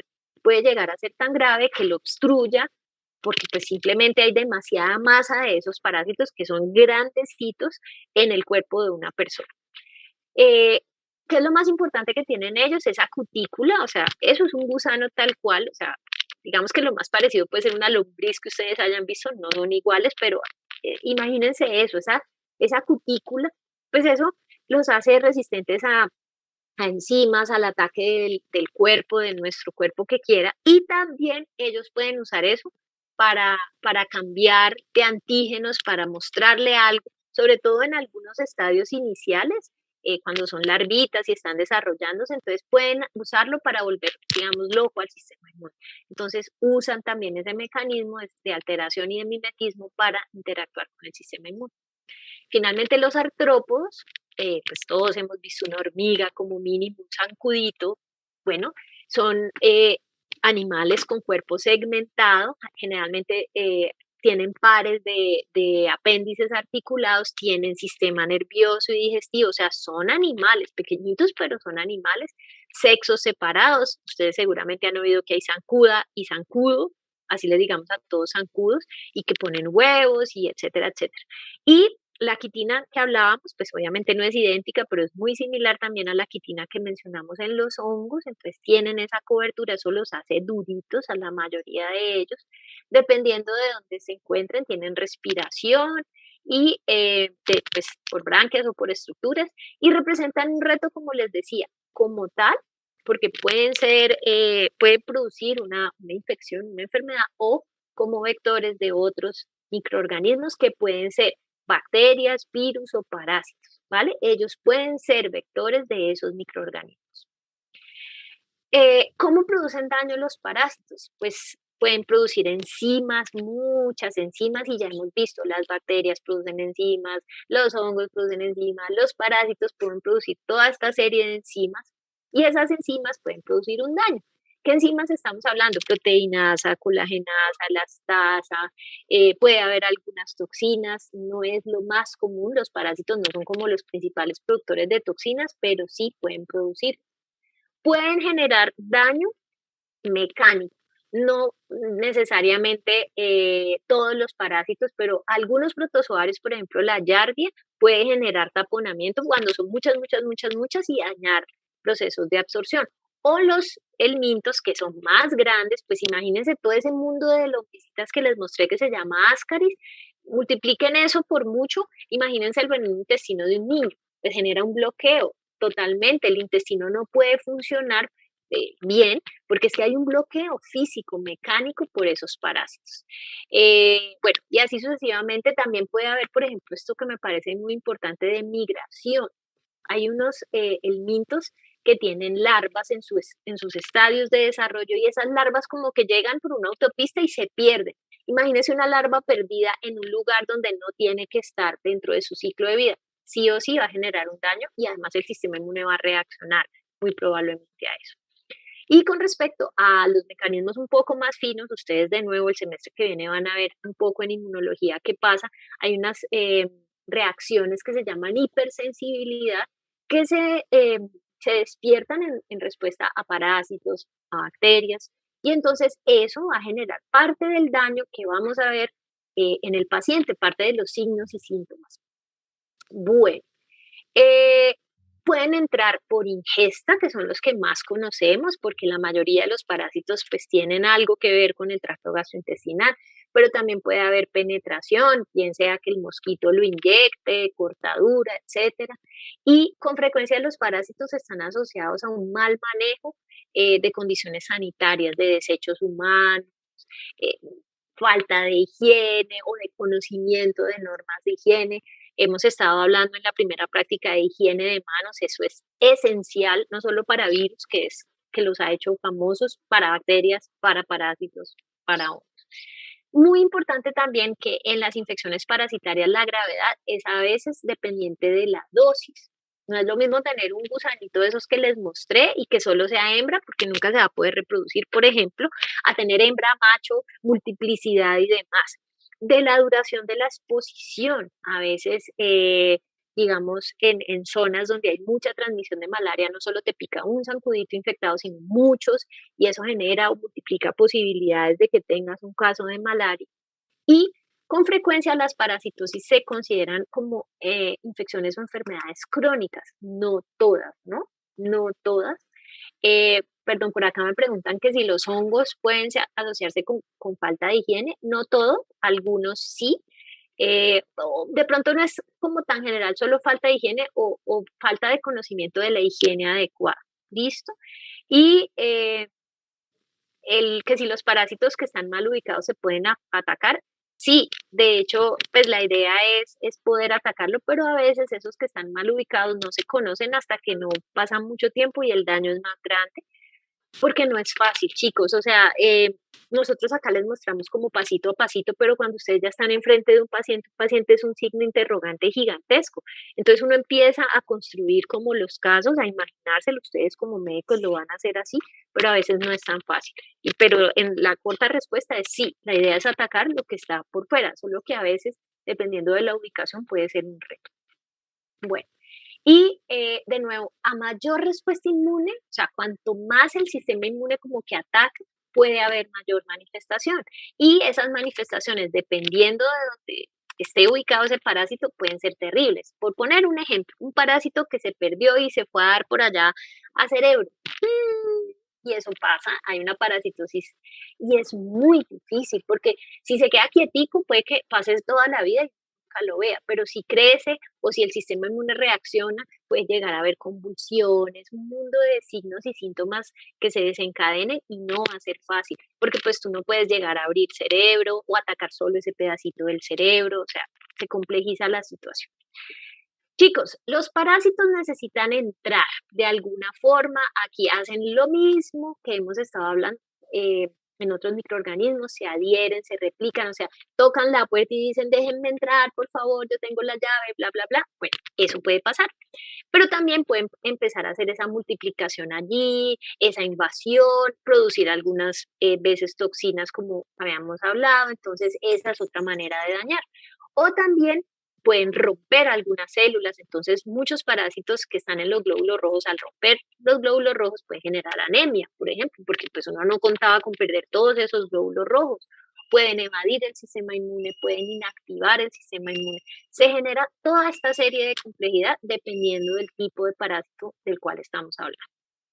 Y definitivamente es importante conocer todo esto porque así como les decía que de los honguitos sabemos poco, de los parásitos no es que sepamos poco, sino que como no son tan importantes en el mundo más desarrollado, con frecuencia se nos olvida, pero a nosotros no se nos va a olvidar porque nosotros sí pensamos en los parásitos. Acá les dejo unos links, chicos, los invito a que revisen esta página, se llama MedBullets. Me gusta mucho porque tiene muchos resúmenes, tiene como cositas importantes, daticos. Me encanta, por ejemplo, como resumen de temas grandes cuando ya los empecemos a ver, porque les va a ayudar, perdón, a saber qué no se debe olvidar, o sea, como lo más importante, porque pues el capítulo del libro tiene mucha información y lo sabemos, por juiciosos que sean ustedes, y estoy segura que lo son, a uno la información le puede sobrepasar. En cambio, esas páginas, esas paginitas que les recomiendo, a veces tienen como lo que nunca se te debería olvidar y es chévere desde ese punto de vista. Entonces, bueno, chicos, no sé si quieren usar este momentito que nos queda para que hablemos de cómo les ha parecido hasta aquí lo que llevamos del curso, que quieren, bueno, yo puedo leer las respuestas de ustedes claramente, pero o si quieren ya terminar la sesión, no pasa nada. Bueno, por acá estoy leyendo que les ha gustado, en general les ha gustado. Alguien por acá me dice que es muy difícil y que los semestres pasados no han mandado entregables la primera semana. Claro, eso es cierto, chicos, porque tenemos un reto esta semana. El entregable tal vez ha sido lo de la práctica, creo yo, no, o no sé si se refieren a lo de la clase pasada. Daniela, te escucho. Profe, yo tengo una preguntita, pero es de lo de dónde leer para la clase del viernes, que tú dijiste que eran como antimicrobianos, ¿cierto?